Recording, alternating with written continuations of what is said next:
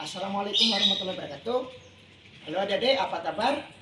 Sebelumnya kami dari kelompok 1 PGSD kelas 2C ingin mempresentasikan atau menyampaikan materi. Sebelum kita jauh ke sana, alangkah baiknya kita perkenalan dulu ya. Nama kakak sendiri Muhammad Romli Afri Mulim. Selanjutnya, Nama saya Fatimah Zahra. Saya Diatri Lutfianti. Saya Ratna Diwanggreni. Saya Kaiska Inggar Pratama. Saya Safina Livi Nugraini. baik adik-adik, pada kesempatan kali ini, pada materi kali ini, kakak di sini akan menyampaikan mengenai materi tentang Kalimantan Barat. Kesenian-kesenian apa aja yang ada di Kalimantan Barat. Baik adik-adik, sebelum kita lebih jauh mengenal mengenai kesenian-kesenian yang ada di Pulau Kalimantan atau daerah Provinsi Kalimantan Barat, alangkah baiknya kita mengetahui dulu mengenai letak daerah geografi Kalimantan Barat ini. Jadi Kalimantan Barat merupakan provinsi di Indonesia yang letaknya di Pulau Kalimantan dan kota Pontianak sebagai ibu kota provinsi. Daerah ini berbatasan langsung dengan Sarawak yang merupakan bagian dari negara Malaysia. Selain itu, Kalimantan Barat merupakan atau mempunyai banyak sungai kecil maupun besar. Sungai-sungai ini dipakai sebagai jalur utama angkutan atau kendaraan untuk masuk ke dalam pedalaman. Dengan banyaknya sungai di tempat ini, banyak orang yang menyebutnya sebagai Provinsi Seribu Sungai. Negara Indonesia sangat kaya dengan berbagai macam suku dan budaya, khususnya Provinsi Kalimantan Barat ini. Kalimantan Barat mempunyai kesenian dan kebudayaan yang dimiliki oleh daerah ini. Kalimantan Barat juga mempunyai banyak keragaman baik budaya, kesenian maupun yang lainnya. Sebagaimana berikut ini beberapa keberagaman kebudayaan yang berasal dari Kalimantan Barat. Halo adik-adik semua. Tadi kan sudah membahas tentang geografi Kalimantan Barat. Nah, di sini kakak akan membahas tentang lagu daerah Kalimantan Barat. Lagu daerah Kalimantan Barat itu tidak hanya satu, yaitu terdiri dari Cicik Periuk, Ai Kapuas, Masjid Jami, Daramuming, Cak Uncang, Kapal Belon, Tanda Sambas, Tikanang Orang Tue, Alon-alon, Kota Pontianak. Nah, sekarang kakak akan membahas dan menyanyikan lagu Cicik Periuk. Apakah adik-adik di sini sudah tahu lagu Cicik Periuk? Jadi, Cicik Periuk berasal dari Kalimantan Barat pada tahun 150 tahun yang lalu. Penciptanya tidak diketahui siapa, tetapi menurut masyarakat Sambas, lagu ini diciptakan oleh orang asli Dayak di Kalimantan Barat.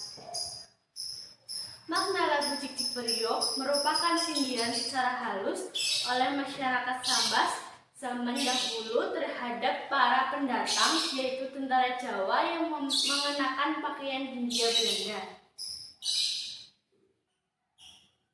Nah, tadi kan sudah mempelajari makna lagu Cicik Periuk. Sekarang kakak akan menyanyikan lagu Cicik Periuk untuk adik-adik semua bisa ikut bernyanyi bersama kakak ya.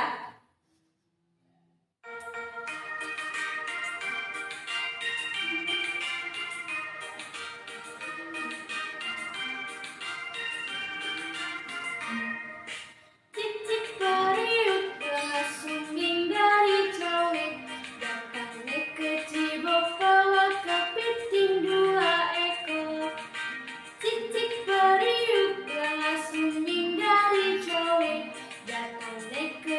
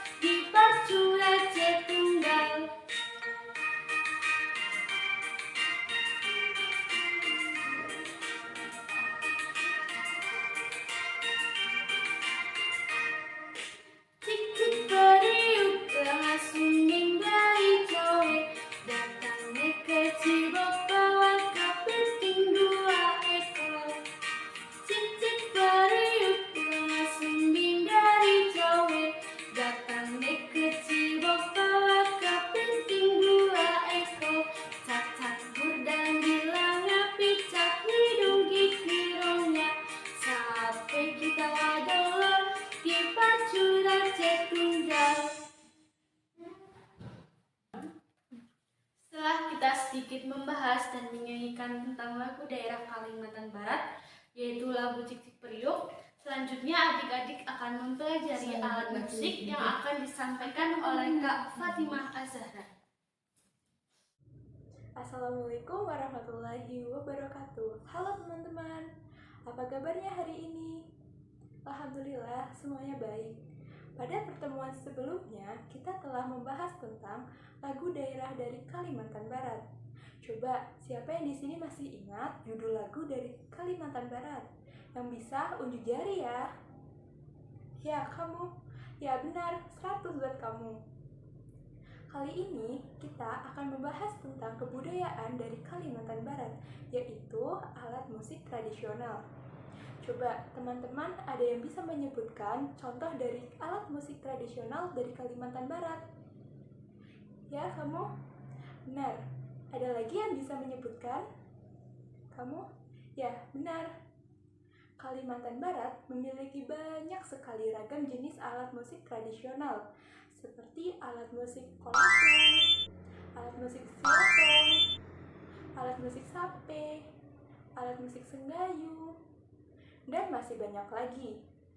Namun, kali ini kita akan membahas alat musik sape. Teman-teman, ada yang tahu tidak bentuk alat musik sape itu seperti apa? Dan bagaimana cara memainkannya? Alat musik sape berasal dari kata sape atau sampe, yang artinya memetik dengan jari, dan termasuk alat musik petik, sehingga cara memainkannya dengan cara dipetik.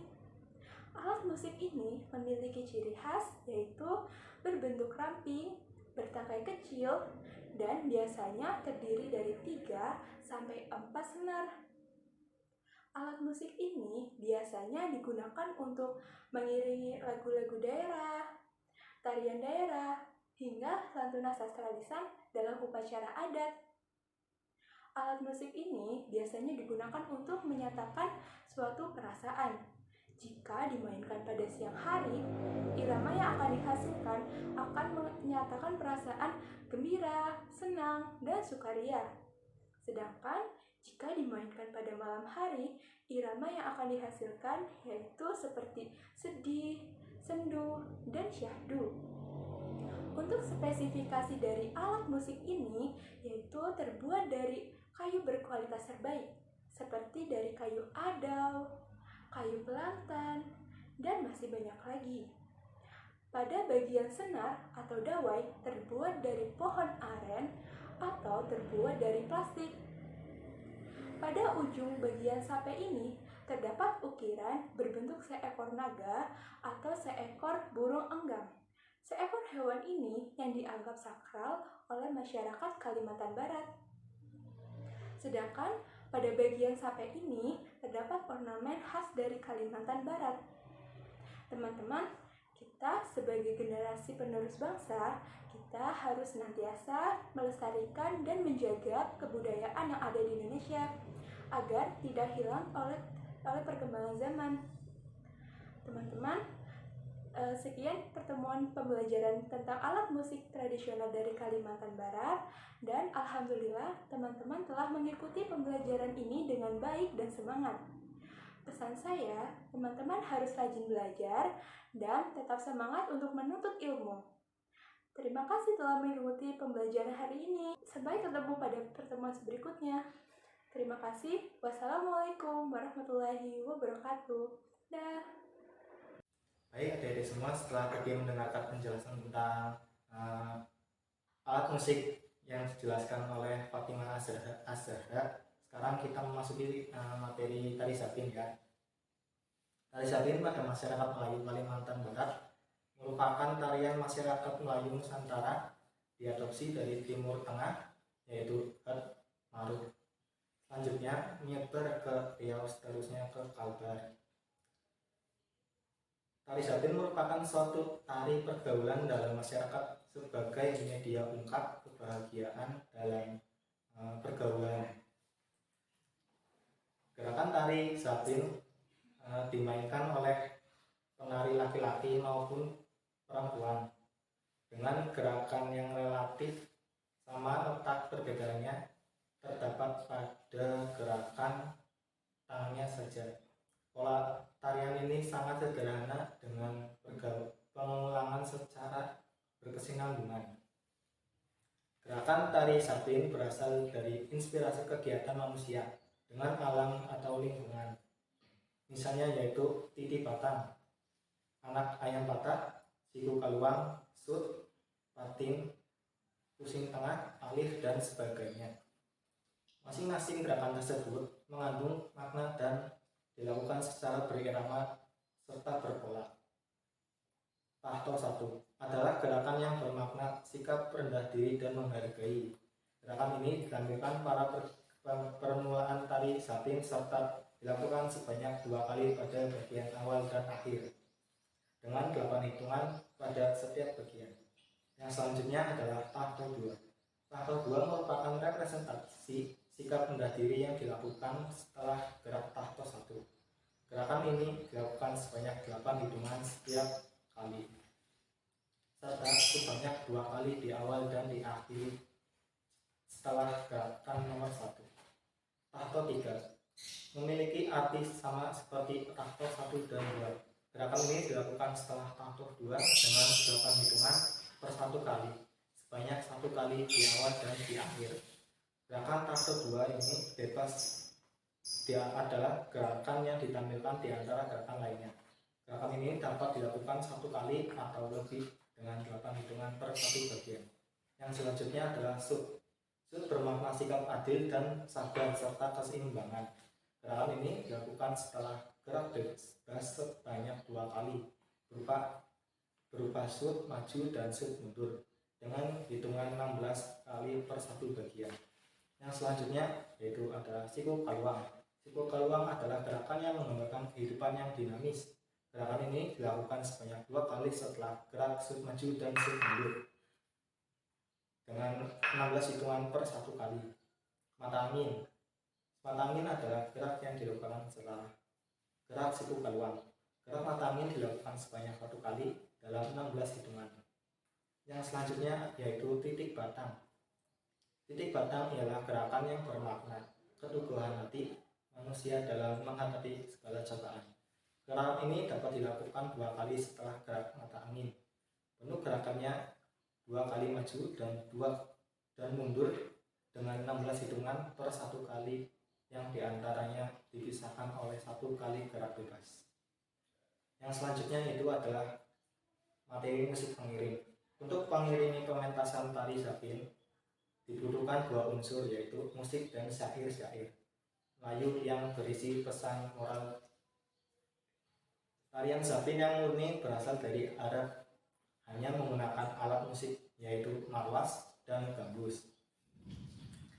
Sedangkan tarian Sapin yang mengalami akulturasi dengan budaya Melayu atau bisa disebut dengan Sapin Melayu ditampilkan dengan iringan alat musik lebih beragam seperti rebana, akordeon, gendus, marwas, gitar, serta gendang. Terima kasih. Selanjutnya akan dibacakan oleh teman saya yaitu Afri. Syair lagu Sapin. Setiap lirik dalam syair lagu Sapin merupakan ciptaan Tengku Mansur, seorang pencipta lagu terkenal. Beberapa judul yang mengiringi tari Sapin adalah Ya Salam, Tanjung Serindit, Yale Yale Gambus, Gambus Palembang, Sri Pekan, Lanceng Kuning, dan Lanceng Daik. Sebelum lagu-lagu tersebut populer, tari Sapin biasanya diiringi oleh syair lama yang memiliki makna mendalam seperti Bismillah, Ulut Hitam, Anak Ayam Patah, Sapin Asli, Gendang Rebana, Lanceng Balai, Sayang Sarawak, dan lain sebagainya. Selanjutnya mengenai tata panggung. Sebelum tahun 1960-an, tari ini hanya boleh dilakukan oleh penari pria secara berkelompok. Sebab apa? Pada masa tersebut terdapat larangan bahwasanya wanita dilarang tampil di muka umum. Kemudian setelah mengalami perkembangan, tari ini juga dilakukan oleh para wanita, serta terdapat beberapa versi. Salah satu setting tari Sapin yang sangat populer ialah versi tari berpasangan antara para penari pria dan wanita.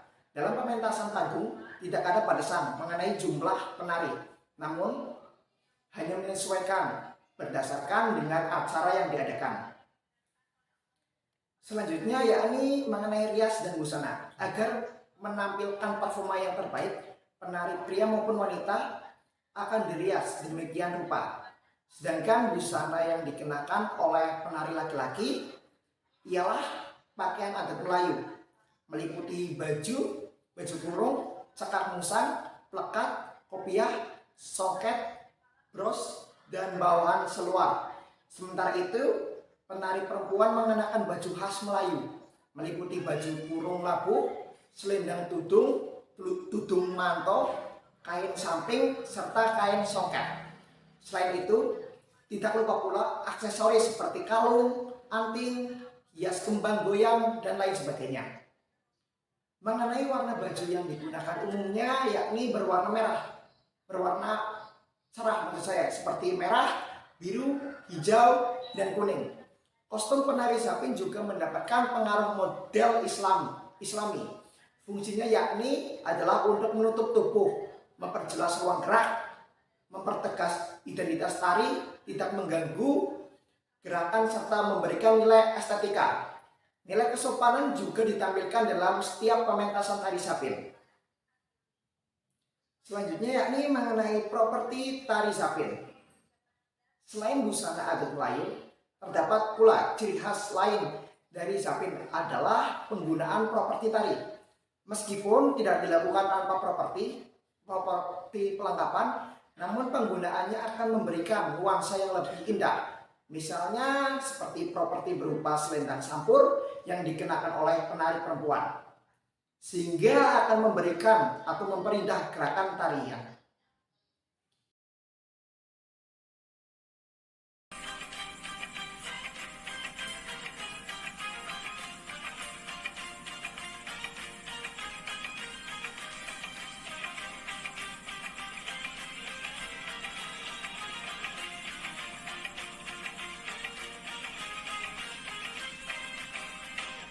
Indah tersusun tangan dihayun, kaki melangkah mengikut rentah, cantik dan anggun, senyum menguntung, gadis Melayu, rancak bertanda, tampan perkasa, langkah pemuda, menyusun gerak, pencak berseri, menjeling darah, di ekor mata, terpaut rasa, oi, dalam hati.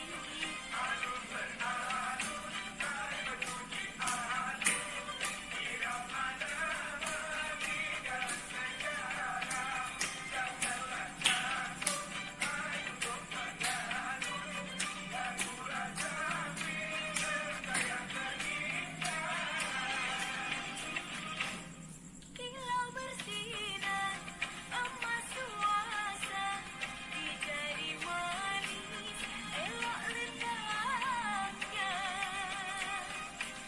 Walau dunia terbelah dua, seri ibunda tetap dijaga.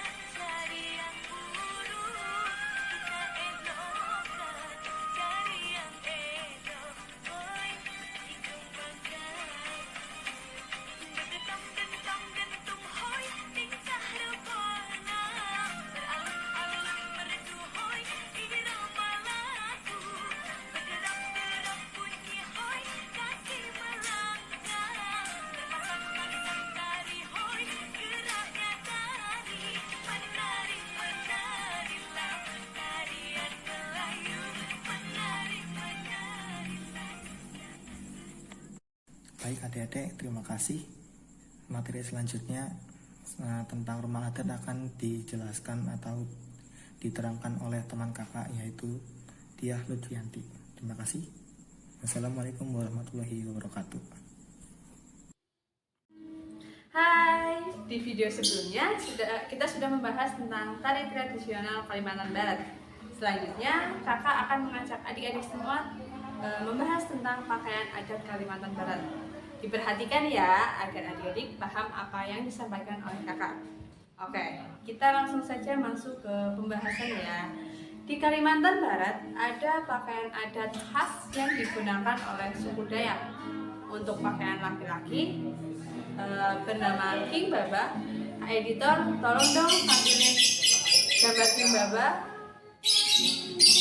Oke, terima kasih Kak Editor. Nah, untuk pakaian adat perempuan bernama King Bibinge. Kak Editor, tolong dong tampilin gambar King Bibinge-nya lagi. Terima kasih. Pakaian adat King Baba berbentuk seperti rompi yang menggunakan kain khas yang terbuat dari kulit kayu kapuo serta dihiasi manik-manik berwarna jingga dan merah.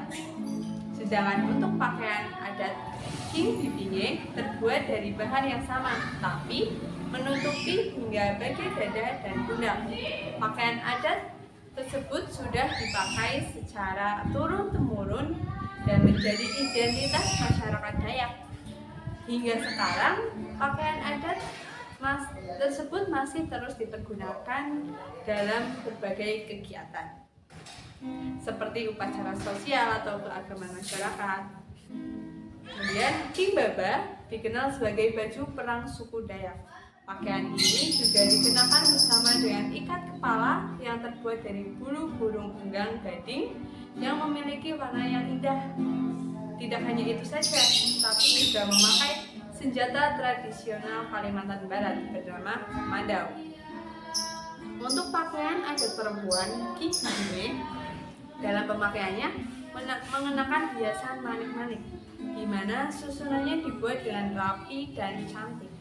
Selain itu, juga dilengkapi juga dengan aksesoris ikat kepala dan perhiasan. Ikat kepala untuk perempuan pembuatannya sama menggunakan bulu burung unggang gading. Dengan perhiasan yang dipakai seperti gelang yang disebut dengan jarat tangan dan kalung.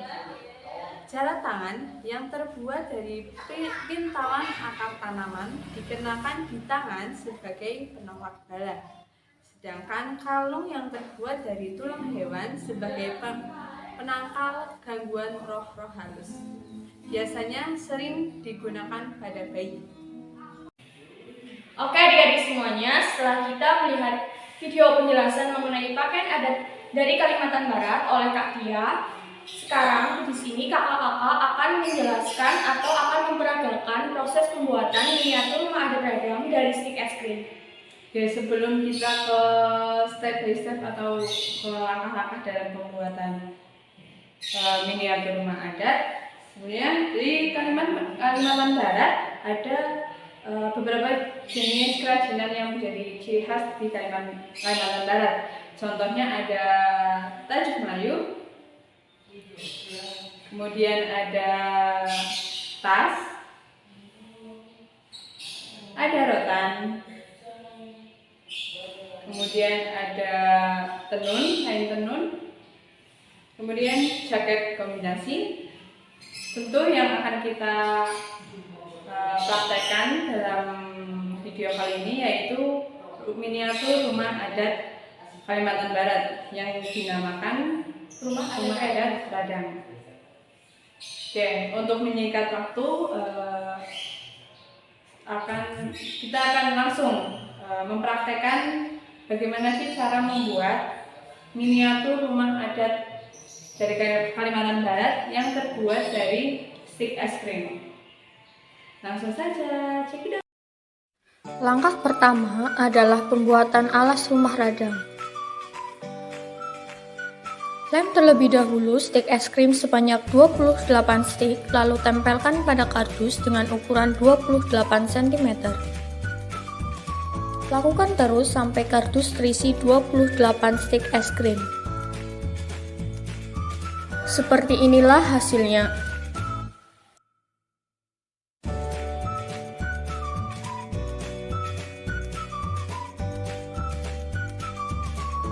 Membuat penyangga rumah radang. Tempelkan potongan kayu pada sisi belakang kardus sebanyak 10 batang kayu.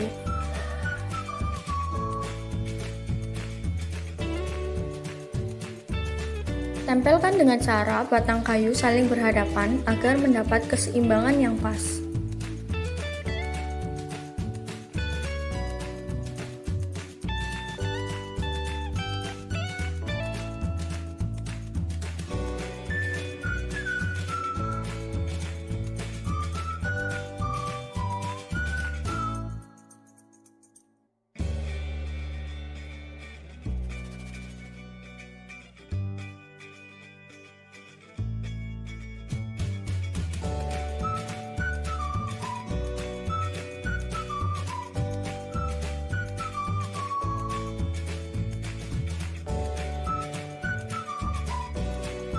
Setelah tertempel semua, seperti inilah hasilnya. Langkah selanjutnya yaitu membuat dinding rumah radang.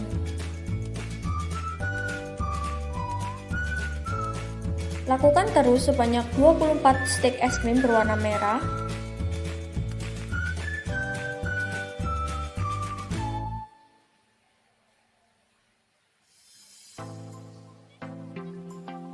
Dan 7 stik berwarna putih untuk memperkokoh dinding. Lakukan hal serupa dengan 12 buah stik merah.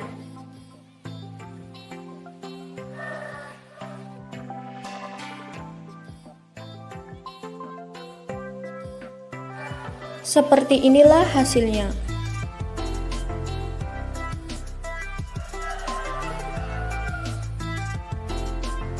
Sembari menunggu dinding rumah radang kering,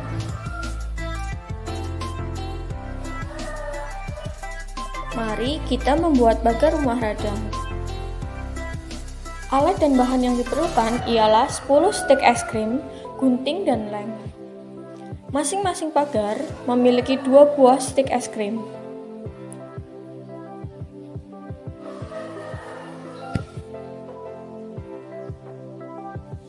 Tempelkan stik hitam berukuran kecil yang berfungsi untuk mempererat stik es krim.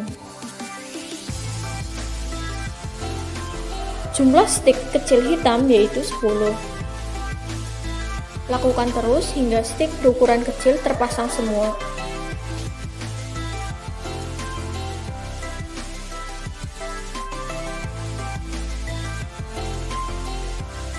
Setelah itu, pasang stik berwarna putih.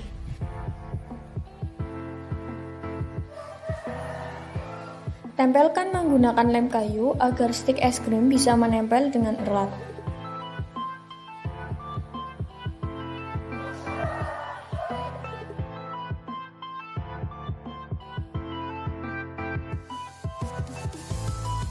Langkah selanjutnya ialah membuat jendela dan pintu rumah radang. Membutuhkan 5 buah stik berwarna putih lalu dipotong menjadi 2 bagian.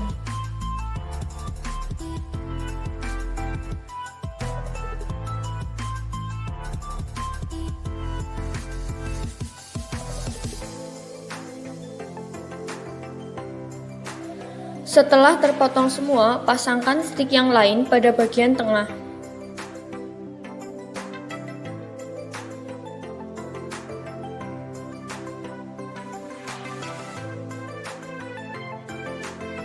Lakukan hal serupa hingga sebanyak 5 buah jendela.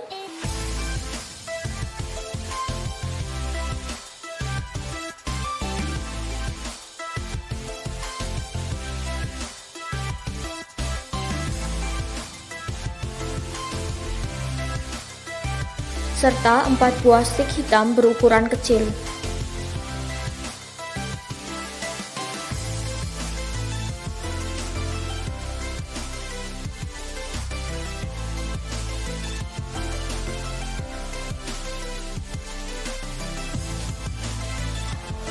Lalu tempelkan pada sisi samping jendela.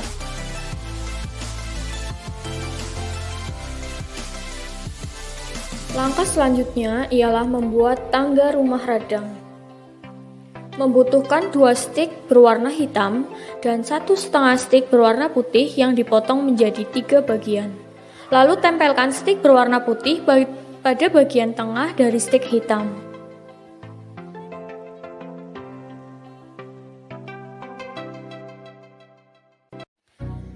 Langkah selanjutnya ialah membuat atap rumah. Caranya yaitu bariskan stik es krim. Lakukan sebanyak 24 stik es krim dikarenakan membuat 2 bagian, maka jumlah yang diperlukan yaitu 48.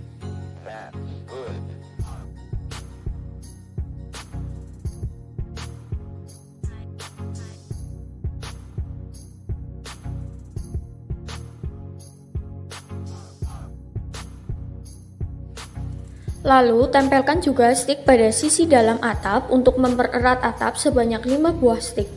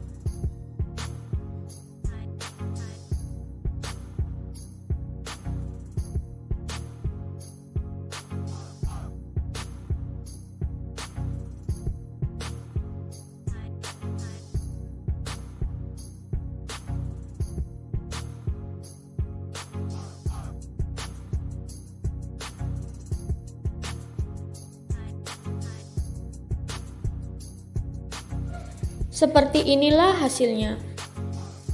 Setelah atap kering, tempelkan pada kardus yang berukuran sama panjang dengan stik.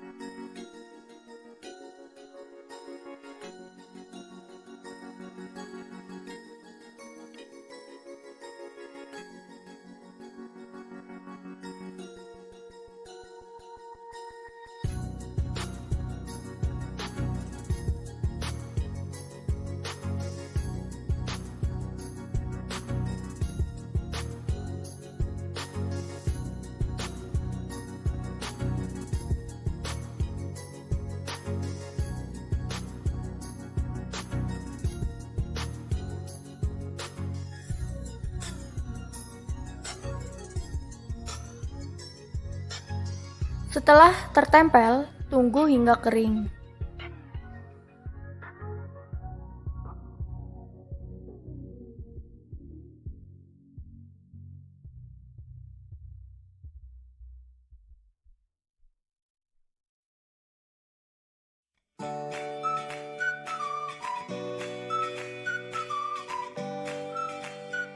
Lumuri lem pada bagian luar kardus yang berbentuk segitiga.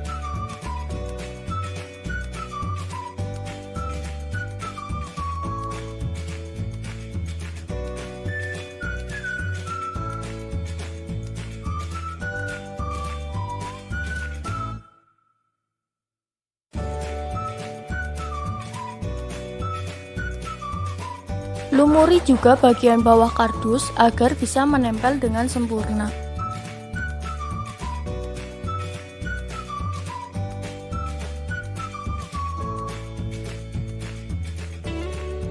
Lalu, tempelkan pada bagian tengah alas rumah radang.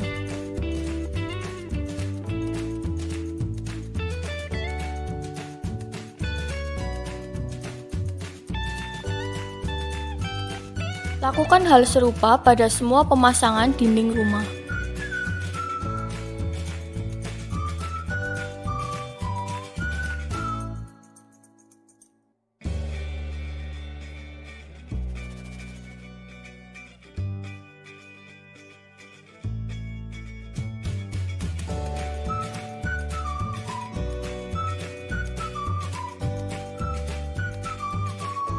Setelah dinding terpasang semua, langkah selanjutnya yaitu memasang atap rumah radang. Caranya mudah, yaitu hanya diletakkan pada dinding rumah radang.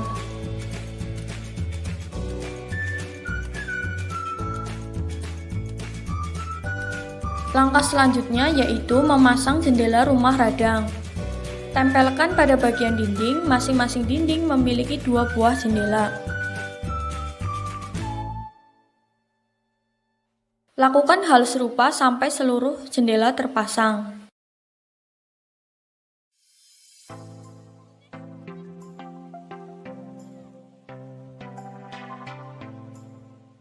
Setelah itu, pasang pagar menggunakan lem. Lakukan hal serupa pada seluruh pemasangan pagar. Setelah seluruh bagian terpasang, seperti inilah hasilnya.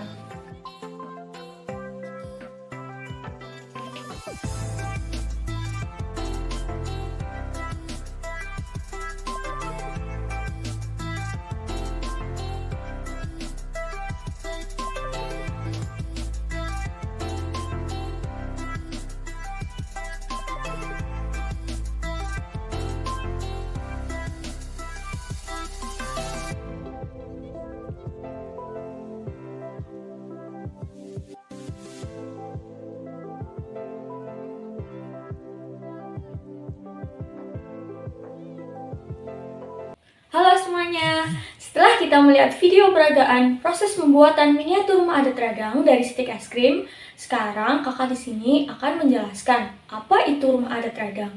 Apakah adik-adik di sini sudah mengetahui apa itu rumah adat radang?